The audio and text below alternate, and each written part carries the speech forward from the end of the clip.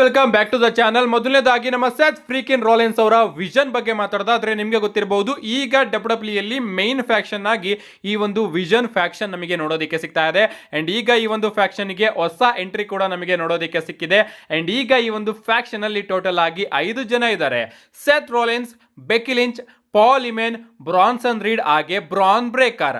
ಪ್ರಾರಂಭದಲ್ಲಿ ಈ ಒಂದು ವಿಷನ್ ಫಾರ್ಮ್ ಆಗಬೇಕಾದ್ರೆ ನಾವೆಲ್ಲರೂ ಕೂಡ ಅನ್ಕೊಂಡಿದ್ದೇನಪ್ಪ ಅಂದ್ರೆ ಡಬ್ಲ್ಯೂ ಅವರು ಸರ್ವೈವರ್ ಸೀರೀಸ್ ವಾರ್ ಗೇಮ್ಗೆ ಪ್ಲಾನ್ ನ ಮಾಡ್ತಾ ಇದ್ದಾರೆ ಅಂತ. ಬಟ್ ಈಗ ಈ ಒಂದು ವಿಷನ್ ಅಲ್ಲಿ ಫೀಮೇಲ್ ಸೂಪರ್ ಸ್ಟಾರ್ ಎಂಟ್ರಿ ಆಗಿ ನಿಜವಾಗ್ಲೂ ಸರ್ವೈವರ್ ಸೀರೀಸ್ ಅಲ್ಲಿ ವಿಷನ್ ಇರುತ್ತಾ ಅಂತ ಒಂದು ಡೌಟ್ ನ ಕ್ರಿಯೇಟ್ ಮಾಡ್ತಾ ಇದೆ. ನನಗೆ ಅನ್ನಿಸ್ತಾ ಇರೋದೇನಪ್ಪಾ ಅಂದ್ರೆ ಪಾಲ್ ಇಮೆನ್ ಅವ್ರನ್ನ ಸಪರೇಟ್ ಆಗಿ ನಾವು ಇಡಬೇಕು. ಅಂಡ್ ಈ ಕಡೆ ನಮ್ಮ ಬೆಕ್ಕಿ ಲಿಂಚ್ ಅವರು ಕೂಡ ಸಪರೇಟ್ ಆಗಿ ಇರ್ತಾರೆ. ಬ್ರಾನ್ ಬ್ರೇಕರ್, ಬ್ರಾನ್ಸನ್ ರೀಡ್ ಹಾಗೆ ಸೆತ್ ರೋಲಿನ್ಸ್ ಇವರ ಜೊತೆಗೆ ಇನ್ನೂ ಕೂಡ ಪಾರ್ಟ್ ಟೈಮರ್ ಆಗಿ ಸರ್ವೈವರ್ ಸೀರೀಸ್ ಅಷ್ಟೊತ್ತಿಗೆ ಯಾವ್ದಾದ್ರು ಹೀಲ್ ಸೂಪರ್ ಸ್ಟಾರ್ಸ್ ಗಳು ಸೇರ್ಕೋತಾರೆ. ಅಂಡ್ ಆ ಕಡೆ ಇನ್ನ ಒಂದು ಫೇಸ್ ಟೀಮು ರೆಡಿ ಆಗುತ್ತೆ. ಅಂಡ್ ಈ ರೀತಿ ಡಬ್ಲ್ಯೂ ಅವರು ಸರ್ವೈವರ್ ಸೀರೀಸ್ ವಾರ್ ಗೇಮ್ಗೆ ಒಂದು ಮ್ಯಾಚ್ ನ ಸೆಟ್ ಮಾಡ್ತಾರೆ ಅಂತ ಅನ್ಕೋತೀನಿ. ಬೆಕ್ಕಿ ಲಿಂಚ್ ಅವ್ರನ್ನ ಇನ್ಕ್ಲೂಡ್ ಮಾಡಿ ಒಳ್ಳೆ ಕೆಲಸನ ಮಾಡಿದ್ದಾರೆ ಅಂತ ಅನ್ನಿಸ್ತಾ ಇದೆ.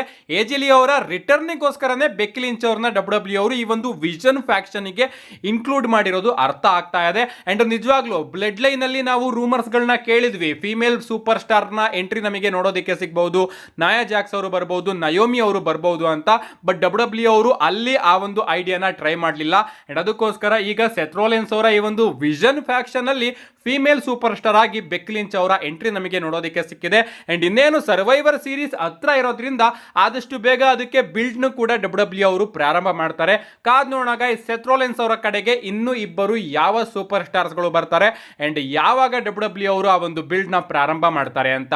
ನೆಕ್ಸ್ಟ್ ಅಪ್ಡೇಟ್ ಕಡೆ ಬರೋದಾದ್ರೆ ಇದಿರ್ತಕ್ಕಂಥದ್ದು ನಮ್ಮ ಎಜಿಲಿ ಅವರ ಬಗ್ಗೆ. ನಿಮಗೆ ಗೊತ್ತಿರಬಹುದು, ಎಜಿಲಿ ಅವರ ರಿಟರ್ನ್ ಆದಷ್ಟು ಬೇಗ ನಮಗೆ ಕನ್ಫರ್ಮ್ ಆಗಿ ನೋಡೋದಕ್ಕೆ ಸಿಗುತ್ತೆ. ಸ್ಮ್ಯಾಕ್ ಡೌನ್ ಅಲ್ಲೂ ಕೂಡ ಅದರ ಟೀಸರ್ಸ್ ಗಳು ನಮಗೆ ನೋಡೋದಕ್ಕೆ ಸಿಗುತ್ತೆ.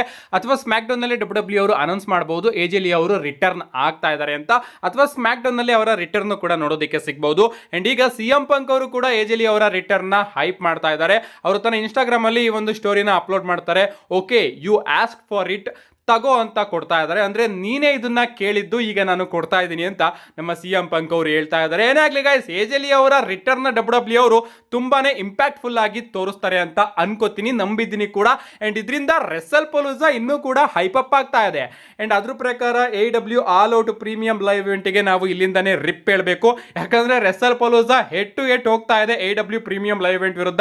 ಅದರಲ್ಲೂ ಕೂಡ ESPN ಗೂ ಕೂಡ ಹೋಗ್ತಾ ಇರೋದ್ರಿಂದ ಡಬ್ಲ್ಯೂ ಅವರು ಎಲ್ಲಾ ರೀತಿನೂ ಕೂಡ ಟ್ರೈ ಮಾಡ್ತಾರೆ ಈ ಬಾರಿ ರೆಸಲ್ ಪಲೂಸಾನ ಬಿಗ್ ಆಗಿ ತೋರಿಸಬೇಕು ಅಂತ. ಎಜಿಲಿ ಅವರ ರಿಟರ್ನ್, ಬ್ರಾಕ್ ಲೆಸ್ನರ್ ಹಾಗೆ ಜಾನ್ ಸಿನಾ ಅವರ ಮ್ಯಾಚ್ ನಿಜವಾಗ್ಲೂ ಕಾಯೋದಿಕ್ ಆಗ್ತಾ ಇಲ್ಲ ಒಂದು ಪ್ರೀಮಿಯಂ ಲೈವ್ ಇವೆಂಟ್ ಗೆ.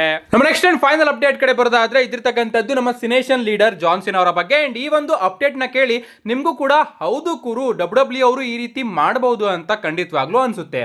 ನಿಮ್ಗೆ ಗೊತ್ತಿರಬಹುದು, ಜಾನ್ ಸಿನಾ ಅವರ ಬಳಿ ಉಳಿದಿರ್ತಕ್ಕಂಥದ್ದು 8 ಡೇಟ್ಸ್ ಗಳು ಮಾತ್ರ, 8 ಅಪಿರಿಯನ್ಸ್ ಗಳು ಮಾತ್ರ. ಡಬ್ಲ್ಯೂ ಕಂಪನಿಯಲ್ಲಿ ನಮ್ಮ ಜಾನ್ ಸಿನಾ ಅವರು ಇನ್ ಮುಂದೆ ನಮಗೆ 8 ಬಾರಿ ಮಾತ್ರ ನೋಡೋದಕ್ಕೆ ಸಿಗ್ತಾರೆ. ಅಂಡ್ ಇದರಲ್ಲಿ 4 ಮ್ಯಾಚಸ್ ಗಳಲ್ಲಿ ಅವರು ಮಿನಿಮಮ್ ಕಂಪೀಟ್ ಮಾಡೇ ಮಾಡ್ತಾರೆ. ರೆಸಲ್ ಪಲೂಸಾದಲ್ಲಿ ಕಂಪೀಟ್ ಮಾಡ್ತಾರೆ, ಕ್ರೌನ್ ಜುವೆಲ್ ಅಲ್ಲಿ ಕಂಪೀಟ್ ಮಾಡ್ತಾರೆ, ಸರ್ವೈವರ್ ಸೀರೀಸ್ ಅಲ್ಲಿ ಕಂಪೀಟ್ ಮಾಡ್ತಾರೆ. ಅಂಡ್ ಡಿಸೆಂಬರ್ ಅಲ್ಲಿ ಅವರು ತನ್ನ ಲಾಸ್ಟ್ ಮ್ಯಾಚ್ ಅಲ್ಲಿ ಕಂಪೀಟ್ ಮಾಡ್ತಾರೆ. ಸೊ ಈ 4 ಮ್ಯಾಚ್ ನ ಬಿಲ್ಡ್ ಮಾಡೋದಕ್ಕೋಸ್ಕರ ಜಾನ್ ಸಿನಾ ಅವರ ಬಳಿ ಉಳಿಯೋದು 4 ಡೇಟ್ಸ್ ಗಳು ಮಾತ್ರ. ಇದ್ರ ಪ್ರಕಾರ ಸ್ವಲ್ಪ ಇಮ್ಯಾಜಿನೇಷನ್ ಮಾಡ್ಕೋತಾ ಇದ್ದೀರಾ, ಜಾನ್ ಸಿನಾ ಹಾಗೆ ಬ್ರಾಕ್ ಲೆಸ್ನರ್ ಅವರ ಮ್ಯಾಚ್ ನ ಫ್ಯೂಡ್ ನ ಬಿಲ್ಡ್ ಮಾಡಬೇಕು ರೆಸಲ್ ಪಲೂಸಾಗೆ ಅಂದ್ರೆ ಜಾನ್ ಸಿನಾ ಅವರು ಬರೀ 1 ಬಾರಿ ಮಾತ್ರ ಬರೋದಕ್ಕೆ ಸಾಧ್ಯ. ಅಂಡ್ ಕ್ರೌನ್ ಜುವೆಲ್ ಅಲ್ಲಿ ಅವರು ಯಾರಾದ್ರೂ ವಿರುದ್ಧ ಮ್ಯಾಚ್ ಆಡೋದಕ್ಕೆ ಹೋಗ್ತಾ ಇದ್ದಾರೆ ಅಂದ್ರೆ ಆ ಒಂದು ಮ್ಯಾಚ್ ನ ಬಿಲ್ಡ್ ಮಾಡೋದಕ್ಕೂ ಕೂಡ 1 ಬಾರಿ ಬರ್ತಾರೆ. ಸರ್ವೈವರ್ ಸೀರೀಸ್ ಅಲ್ಲೂ ಕೂಡ ಮ್ಯಾಚ್ ಆಡೋದಕ್ಕೆ ಹೋಗ್ತಾ ಇದ್ದಾರೆ ಅಂದ್ರೆ ಅದನ್ನು ಕೂಡ ಬಿಲ್ಡ್ ಮಾಡೋದಕ್ಕೆ 1 ಬಾರಿ ಬರ್ತಾರೆ. ಲಾಸ್ಟ್ ಮ್ಯಾಚ್ ನು ಕೂಡ ಬಿಲ್ಡ್ ಮಾಡೋದಕ್ಕೆ 1 ಬಾರಿ ಬರ್ತಾರೆ. 4 ಮ್ಯಾಚ್ ಅಲ್ಲಿ ಆ ಒಂದು ಅಪಿರಿಯನ್ಸ್ ಗಳು ಹೋದ್ರೆ ಇನ್ನ ಉಳಿಯೋದು 4 ಅಪಿರಿಯನ್ಸ್ ಗಳು ಮಾತ್ರ. ಈ 4 ಅಪಿರಿಯನ್ಸ್ ಗಳಲ್ಲೂ ಕೂಡ ಡಬ್ಲ್ಯೂ ಅವರು ನಿಜವಾಗ್ಲೂ ಜಾನ್ ಸಿನಾ ಅವರ ಕೈಯಲ್ಲಿ 4 ಬಿಗ್ ಮ್ಯಾಚ್ ನ ಬಿಲ್ಡ್ ಮಾಡಿಸೋದಕ್ಕೆ ಆಗುತ್ತಾ? ನಮ್ಮ ಅಪ್ನಾಣೆ ಆಗೋದಿಲ್ಲ. ಅಂಡ್ ಅದಕ್ಕೋಸ್ಕರ ಡಬ್ಲ್ಯೂ ಅವರು ಜಾನ್ ಸಿನಾ ಅವರ ಜೊತೆ ಕೂತ್ಕೊಂಡು ಮೀಟಿಂಗ್ ನ ನಡೆಸ್ತಾ ಇದ್ದಾರಂತೆ. ನಿಮ್ಮ ಇನ್ನೂ ಕೂಡ ಡೇಟ್ಸ್ ಗಳು ನಮಗೆ ಅಗತ್ಯಕತೆ ಇದೆ, ಸೊ ನೀವು 4 ಮ್ಯಾಚ್ ಅಲ್ಲಿ ಕಂಪೀಟ್ ಮಾಡಿ, ಬಟ್ ಆ ಮ್ಯಾಚಸ್ ಗಳನ್ನ ಬಿಲ್ಡ್ ಮಾಡೋದಕ್ಕೋಸ್ಕರ ನಮಗೆ ನಿಮ್ಮ ಅಗತ್ಯಕತೆ ಇನ್ನೂ ಕೂಡ ಇದೆ ಅಂತ ಡಬ್ಲ್ಯೂ ಅವರು ಈಗಾಗಲೇ ಡಿಸ್ಕಷನ್ಸ್ ನ ನಡೆಸ್ತಾ ಇದ್ದಾರಂತೆ. ಅಂಡ್ ಪ್ರಾಬಬ್ಲಿ ಗೈಸ್, ರೀಸೆಂಟ್ ಆಗಿ ಒಂದು ರೂಮರ್ ನಮಗೆ ನೋಡೋದಕ್ಕೆ ಸಿಕ್ಕಿತ್ತಲ್ಲ, ಜಾನ್ ಸಿನಾ ಅವರು ರಿಟೈರ್ಡ್ ಆಗೋ ಟೈಮಲ್ಲಿ ನಮ್ಮ ರಾಕ್ ಅವರು ಬಂದು ನೀನ್ ಹೇಳ್ದಂಗೆ ಇಲ್ಲಿ ಏನು ಕೂಡ ನಡೆಯೋದಿಲ್ಲ, ನಾನು ಹೇಳ್ದಂಗೆ ಇಲ್ಲಿ ಆಗಬೇಕು, ನೀನು ರಸ್ಸಲ್ ಮೇನಿಯಾ ತನಕನೂ ಕೂಡ ಬರ್ತೀಯಾ ಅಂತ ಹೇಳ್ಬೋದು ಅಂತ ಆ ರೀತಿನೂ ಕೂಡ ಡಬ್ಲ್ಯೂ ಅವರು ಥಿಂಕ್ ಮಾಡಬಹುದು. ಅಥವಾ 8 ಡೇಟ್ಸ್ಗಳು ಏನಿದೆ ಅದಕ್ಕಿಂತ ಜಾಸ್ತಿ ಡೇಟ್ಗಳನ್ನ ಡಬ್ಲ್ಯೂ ಅವರು ಹ್ಯಾಡ್ ಮಾಡಬಹುದು. ಸರ್ಪ್ರೈಸ್ ಎಂಟ್ರಿಗಳನ್ನ ಡಬ್ಲ್ಯೂ ಅವರು ತಗೊಂಡು ಬರ್ಬೋದು. ಜಾನ್ಸಿನ್ ಅವರು ಸರ್ಪ್ರೈಸ್ ಆಗಿ ಯಾವ್ದಾದ್ರು ಒಂದು ಎಪಿಸೋಡ್ ಅಲ್ಲಿ ಬರೋದಕ್ಕೆ ಶುರು ಮಾಡಬಹುದು ಅಂಡ್ ತನ್ನ ಫ್ಯೂಡ್ ನ ಕಂಟಿನ್ಯೂ ಮಾಡಬಹುದು.